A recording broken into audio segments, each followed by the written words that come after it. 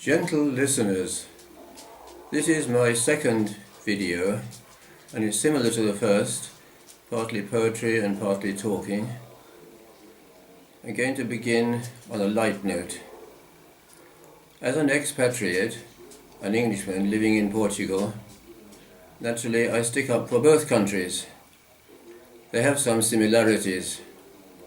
From the land of the least Germanic of the Germans to the land of the least Latin of the Latins.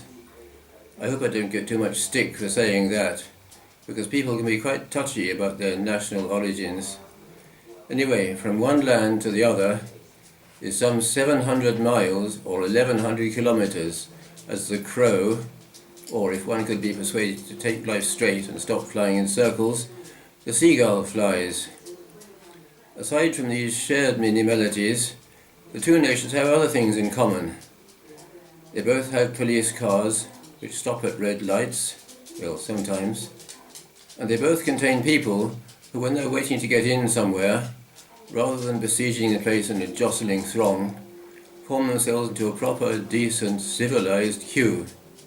And that is the theme of this poem. Before I start, just a word to Americans. To make a queue means to stand in line, and the loos, which feature in one of the verses, are of course the johns, or the toilets, the bathrooms if you prefer, and a tram, which also features, is a streetcar, a rather slow vehicle that trundles along the streets in some cities.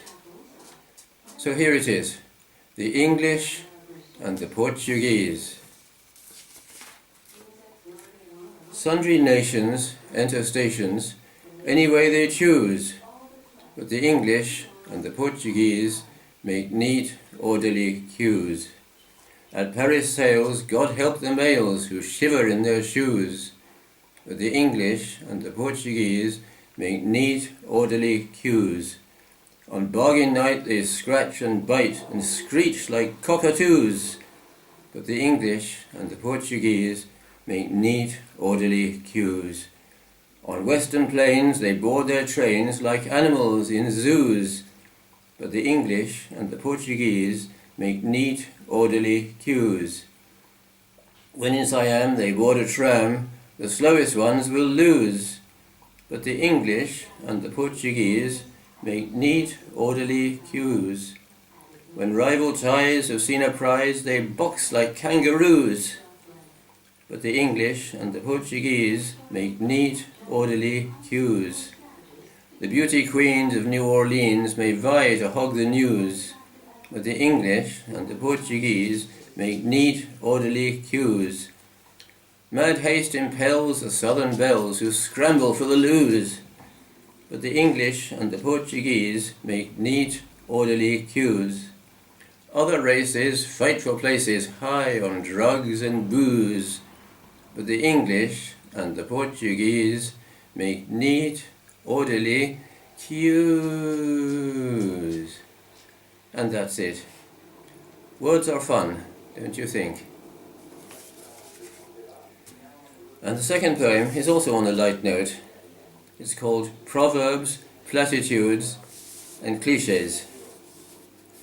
Earthly associations, when mind on the matter broods, come out in the form of clichés, proverbs, and platitudes. Walk tall along life's highways, do nothing to your shame. Avoid the crooked byways, unblemished keep your name. Pursue your goals with honour, your word your bond should be, and honesty in all things your constant policy. Let sweat from honest labour lie daily on your brow, with nose above the grindstone, or hand upon the plough. Resist all base temptations, all shameful thoughts expel, and when a thing's worth doing, then do it really well.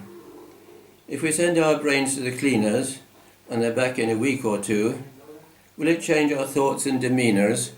Will clichés seem fresh and new? And now for a poem of a more serious kind. It describes an incident in the far distant past. Not having access to any Akashic records, I cannot guarantee its accuracy. It's called the Mammoth Hunt. Pitiless winter, and game is rare. Rivers are frozen, the earth is bare, and breath hangs grey in the biting air. But life is stirring, the village too. Hunters all, there is work to do. The mammoth are moving, and so must you. The forest calls. The endless waiting at dead of night, the aching limbs in the morning light, the find, the chase, and the final fight. Arrows and axes, killer blows, crazy joy in the blood that flows, the fearsome rage of his dying throes, and the mammoth falls. Season of plenty, meat in store, laughing and boasting, feast galore, the grief for those who will hunt no more. The village is silent, sunk in sleep. The hunt is a memory all we'll keep, some to rejoice and a few to weep. Wah! An infant bawls. Now, this fourth poem has to begin with an apology to William Wordsworth. It's called Naked Woman on Westminster Bridge. Earth has not anyone to show more bare. Her presence might be taken to imply that this is what will happen by and by, if nobody has anything to wear. Swelling the knot of gawpers standing there, hips, legs, breasts and hair all vie to captivate their fancy, which is why they one and all find cause to stop and stare. Not knowing if I ought to laugh or weep, I compromise by simply standing still, among the watchers clustered there like sheep. The day is fine, she shouldn't catch a chill, so runs my thought, more practical than deep. Not even the police could wish her ill. And now, the Cayley piece. It's about the difference between the English and the Americans, or at least between one Englishman and one American, who might be taken as symbolizing their nations, representing their nations. And it's called Get Up and Go. Some time ago, I used to live in a delightful, unspoiled, oldie-worldy English village. The sheer rustic charm of the place would have moved the most prosaic visitor to some attempt at verse. You know the sort of thing. Cottages covered with ancient thatch, a horseshoe on every door. The church was 7 centuries old. The vicar seemed somewhat more. The life was slow, the speech bucolic, the evenings merry and alcoholic, with wholesome meals of prunes and junket, while nurdling gloops in the barney plunket. I hope no one's going to ask me what that means. I never understood it at the time. Then, into this peaceful idyll, right into the middle, came a man. A harshly tyrannical, brightly mechanical, neat, economical, consciously comical, non-parenthetical, somewhat heretical, serious, sensible, incomprehensible, normally notable, largely unquotable, sometimes regrettable, quite unforgettable, all-American man. His name was Hiram C. McYankee, a Scottish American, of course. And was he dynamic? Boy, was he dynamic. He looked at the way our lives were run, the cumbersome way the work was done, the slowness of life and the lack of zest, and he told us he wasn't much impressed. You're so lethargic you might be dead. You guys gotta get up and go, he said. I paid him heed, I quite agreed. I dedicated my life to speed. Not the drug, of course, just rapid movement. I got up early, I went to bed late, an enormous workload on my plate. My motto was always, get up and go. I became a human dynamo. My friends and neighbours simply gazed in stupefaction, quite amazed. And then, when my self-esteem was high, Hiram McYankee chanced to come by. I told him all the things I'd done. I told him the prizes and things I'd won. You know, cups and medals and diplomas and certificates and freedoms of the city and honorary degrees and a few things like that.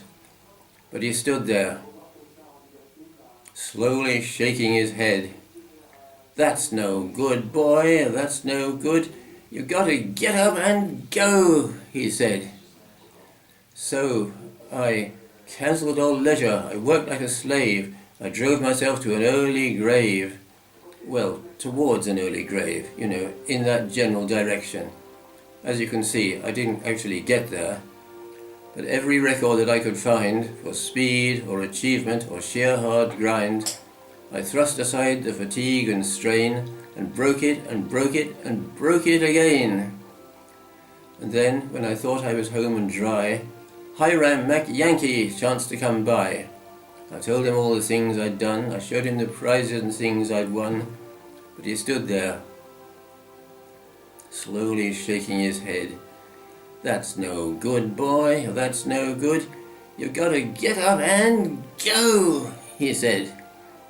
So I plunged back into my work again with the force of a human hurricane.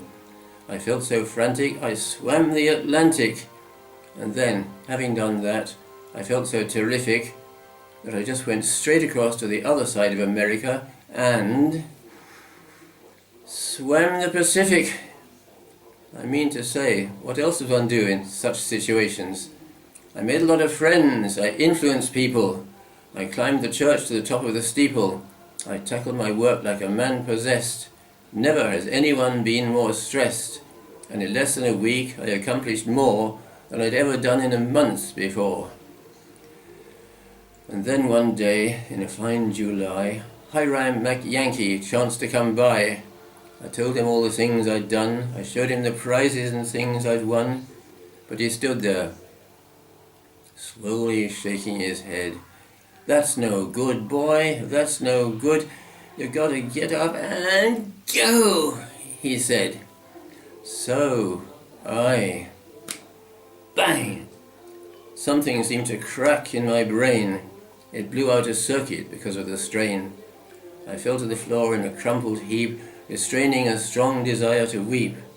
Then, mustering my remaining strength, I raised myself up on one elbow, and in a weak and barely audible voice, I said to him, "Hiram," I said, "please, Hiram, if you wish to do me a favor, will you please get up and, you've guessed it, go?" Well, all-American boy that he was, he got up and went. He was sitting down at the time, you see, so he got up and he went, and I sincerely hope that he never comes back. No offence meant, of course, all you Transaquian people. And now, it just remains for me to echo the last line of that piece and say that if I have offended anyone in what I've said, the free apologies are still on offer, so please help yourself to a copy if you need one. And now for the Cayley piece. It's called "On Watching Nature Programs." I feel, as I observe a zebra fleeing, most fortunate to be a human being. And that's it. See you next video.